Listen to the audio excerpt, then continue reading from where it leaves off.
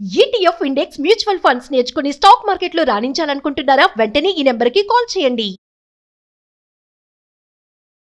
నమస్తే, welcome to Suman TV. మనతో పాటు ఉన్నారు ఫ్యామిలీ కౌన్సిలర్ రజనీ రమ గారు. నమస్తే మ్యామ్. నమస్తే.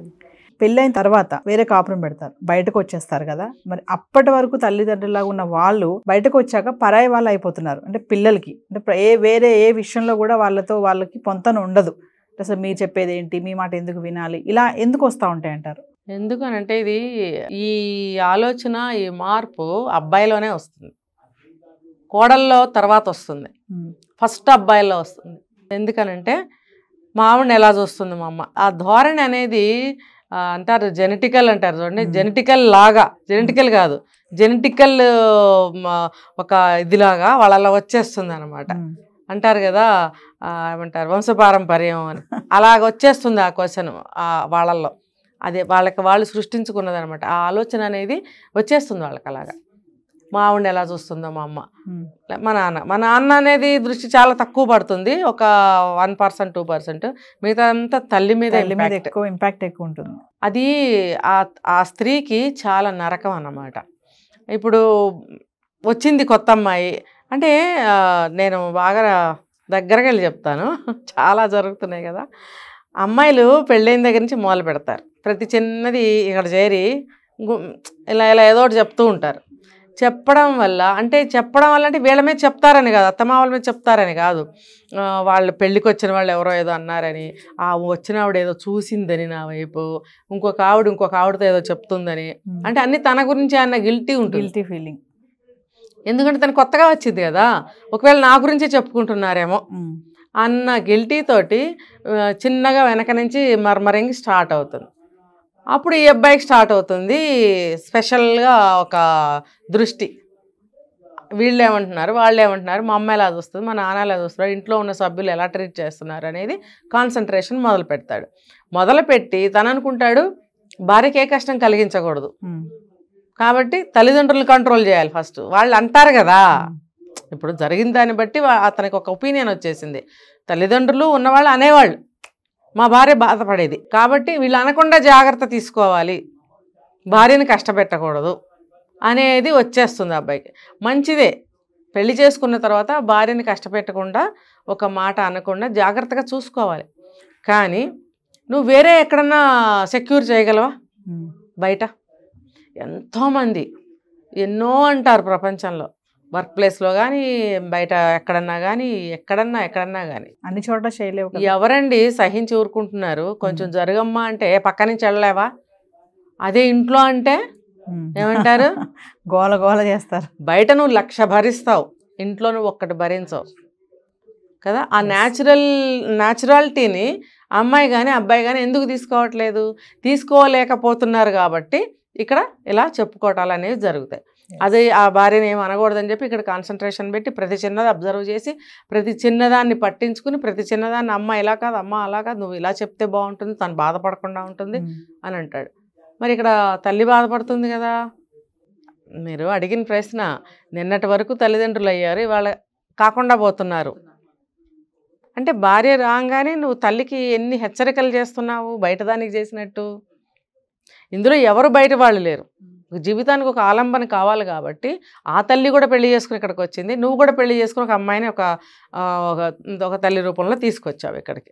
రెండు ఒకటే అయినప్పుడు నీకు ఆ విచక్షణ ఎందుకు కలగట్లేదు? ప్రతిదీ కూడా నిర్ణయించుకునే వయసు ఎప్పుడని చెప్పాను నేను, 14-15 అని చెప్పాను ఒక వీడియోలో. ఆ విచక్షణ అనేది అప్పటికి వచ్చేసి ఉండాలి. ఇది మంచి, ఇది చెడు అని నిర్ణయించి విడదీసి నిర్ణయించుకునే శక్తి, విచక్షణ అనేది రావాలి. అది గనక వస్తే ఇలా ఆలోచించరు కదా. అప్పుడు తల్లి మీద పెడతారు. అప్పుడు తల్లికి అవతలకి వెళ్ళి ఎవరు చూడకుండా కళ్ళనీళ్ళు తుడుచుకుంటే ఆగే కన్నీళ్ళు కావవి, ఆ గుడ్డ తడుస్తూనే ఉంటుంది. అది ఎవరికి కనపడనిది ఆవిడ. అంటే అడ్జస్ట్ అయిపోతూ ఉంటారంటారా? ఎందుకంటే పెద్ద మనసు కదా, వయసు పెద్దది, ఏదోలే పాపం వాళ్ళు బాధపడ్డారు కానీ నన్ను అన్నారు అనే ఒక ద్వైధీభావంలో ఆవిడ బాధపడుతూ ఉంటుంది లోపల. కానీ అడ్జస్ట్ అవ్వాల్సిన స్థితి ఆవిడకే ఉంటుంది, పెద్దది కదా వయసులో. అంటారు అత్తగారు ఒక దరిద్రమైనటువంటి రోల్ ఏదయ్యా అనంటే మన సాంప్రదాయాల్లో అత్తగారి పాత్ర ఒక దరిద్రమైనటువంటిది, ఒక బాధాకరమైనటువంటిది, చాలా డెలికేట్ పాత్ర ఏదన్నా ఉంది అంటే అత్తగారి పాత్ర అంతే. అయితే ఆవిడ పాపం బాధపడింది ఎవరికీ కనపడదు. సరే కన్నీళ్ళు తుడుచుకుంటుంది, ఏదో తెలియకలే అన్నారులే అని చెప్పి మళ్ళీ యువతలకు వచ్చి నవ్వుతూ పలకరిస్తుంది. కొడుకు చెప్పాడుగా, కొంచెం మైండ్ సెట్ చేసుకుని మళ్ళీ వచ్చి కోడల్ని అమ్మ తల్లి అని మాట్లాడటానికి ప్రయత్నిస్తుంది. మరి నువ్వు అక్కడ కూడా చెప్పగలగాలి, మా అమ్మ కన్నీళ్ళు కార్చకుండా నువ్వు చూసుకో అని. అది చెప్పినట్టయితే అసలు అమ్మాయి భుజం వెనకాల చేరి నీకు మర్మరింగ్ చేయనే చేయదు. అంటే మేడం ఈ ఆస్పెక్ట్ కూడా ఎక్కువగా ఈ మధ్యతరగతి ఫ్యామిలీస్ లోనే జరుగుతుంది కదా, అంటే అటు కింద స్థాయి అటు పై స్థాయికి వెళ్ళకుండా ఎక్కువగా జరుగుతుంది. కానీ లోవర్ క్లాస్ లో ఇంత జరగదు, ఇరగదీసి మూల కూర్చోబెడతారు. అదే అక్కడ సెట్ చేసుకుంటారు, సెట్ అయిపోతుంది. పెద్దోళ్ళు అంటారా వాళ్ళకి కోర్టులు చట్టాలు అవసరం ఉండవు. పై స్థాయి అంటారా వాళ్ళు అసలు ఇక వినరు, పట్టించుకోరు, ఎక్కడికి అక్కడే ఉంటుంది. కొన్ని కుటుంబాల్లో ఉన్నాయి అక్కడ కూడా ఈ యొక్క సన్నుగుళ్ళు, ఈ నలుపుళ్ళు ఉంటాయి కానీ ఆ డబ్బు కవర్ చేసేస్తుంది. అదే అంటున్నాను, డబ్బు నేను చెప్పింది. ఇక్కడ మాత్రం అలా కాదు, అడ్జస్ట్ అయిపోతుంది. మీరు అన్నట్టుగా చాటుకెళ్ళి ఏడవడము, ఇంకా బాధను దిగడము, ఇలాంటివన్నీ ఇక్కడే చూస్తాం మనం. ఆవిడేమని అప్లై చేసుకుంటుందంటే, నేను ఇంటి ఇల్లాలని, పెద్దదాన్ని, అత్తగారిని, ఆ పిల్లలకి అమ్మని, నేను సర్దుకుపోవాలి. ఆవిడ డే 1 నుంచి పాపం సర్దుకుపోతూనే ఉంటుంది.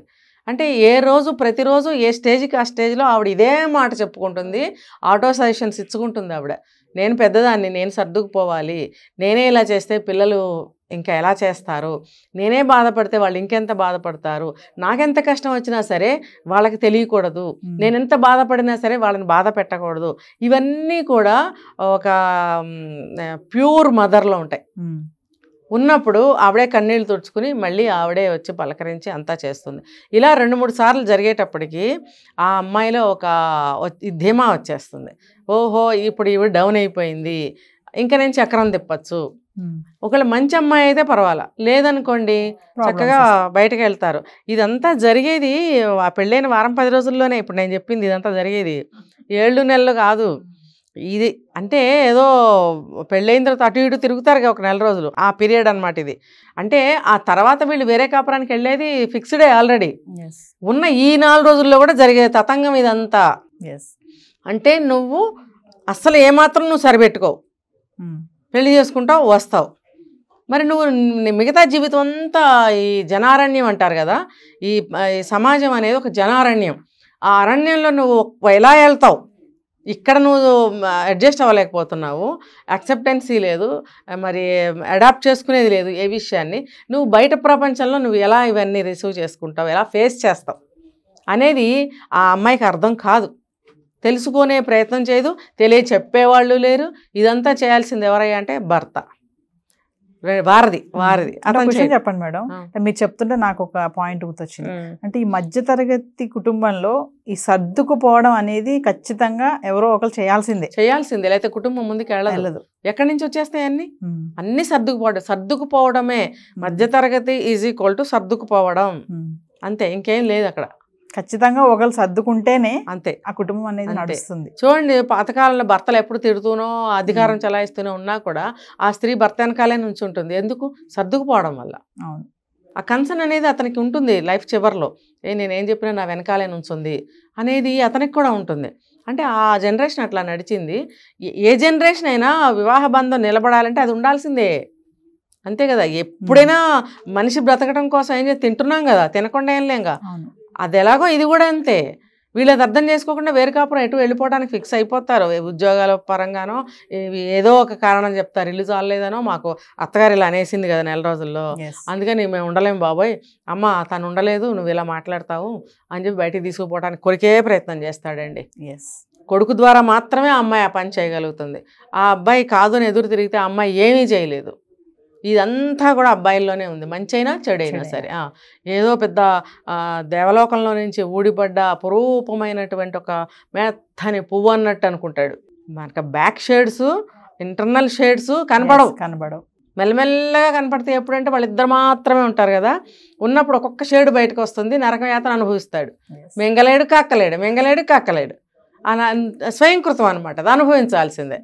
ఇప్పుడు నువ్వు వెళ్ళిపోయావు, అమ్మా నాన్న అదే గూట్లో అదే మధ్యతరగతి జీవితంలో మీరు వచ్చినప్పుడు వెళ్ళినప్పుడు మంచి చెడ్డ వేడి వెచ్చ చూస్తూ వస్తే తలుపులు తీస్తారు, వెళ్తే తలుపులు వేసుకుంటారు, అలాగే అక్కడే ఉంటారు, అక్కడే రాలిపోతారు. వాళ్ళు ఏమి ఒక కొండలాగా వాళ్ళు అక్కడే ఉంటారు, కొండను ఎవరు ఢీకొనలేరు, అంతే. ఆ కొండ అలాగే శాశ్వతం.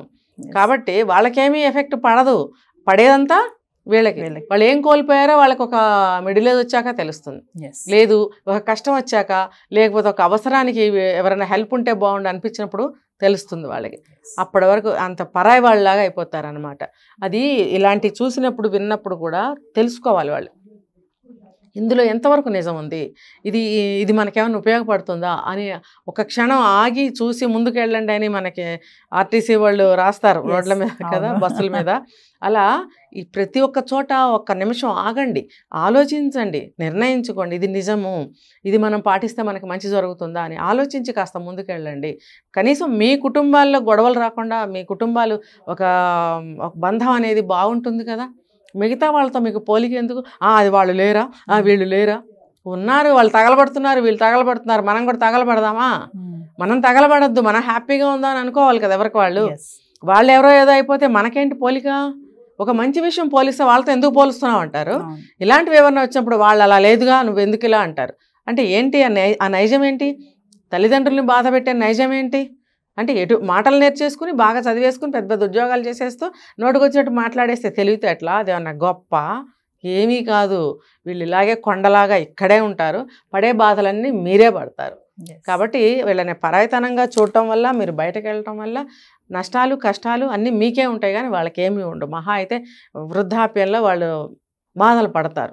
అప్పుడు కూడా మీకు మానవత్వం లేకుండా మీరు అలాగే మీ ప్రైవసీ కోసం, మీ సుఖాల కోసం మీరు అలాగే ఉన్నారనుకోండి, ఇంకా మీ భగవంతుడే ఆయన న్యాయస్థానంలో ఏ న్యాయం నిర్ణయిస్తాడో దానికి మనందరం తల వంచాల్సిందే, అనుభవించాల్సిందే.